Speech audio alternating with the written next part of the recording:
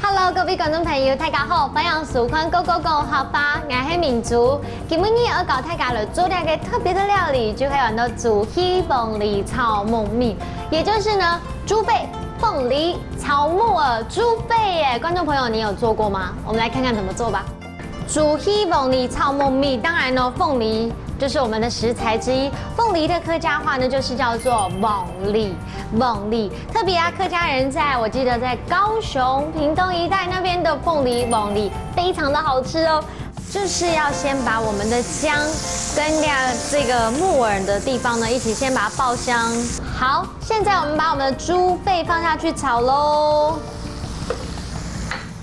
这一道菜啊，其实是客家的经典名菜。待会呢，我要加凤梨下去，让它有点酸酸甜甜的。还有重点呢，就是要加这个醋。醋也是我们今天要学的词哦，就是酸吃。酸吃，哇哦，已经 OK 了，我们可以来盛盘喽。好，今天我们做的这一道呢，凤梨又有木耳又有猪背，你敢吃猪背吗？敢吃那一道哦。好，先请你来品尝看看。很好吃。真的吗？今天呢，我们要邀请你啊，一起教大家讲这一句客家话，就是凤梨炒木耳很适合夏天吃。这句话客家话就是凤梨炒木米。凤梨炒木米，懂合适，懂合适，捏甜色，捏甜色。对，我们合起来就是凤梨炒木米，懂合适，捏甜色。凤梨炒木米，懂合适，捏甜色。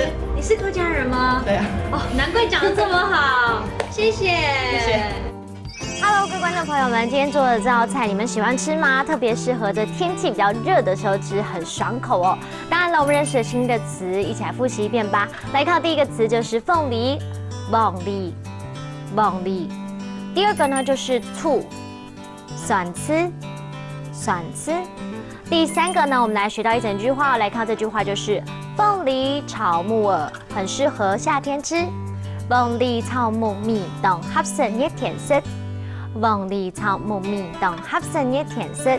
你们夏天的时候喜欢吃什么来消暑解热呢？凤梨炒木耳是一个好选择哦。我们下次见，拜拜。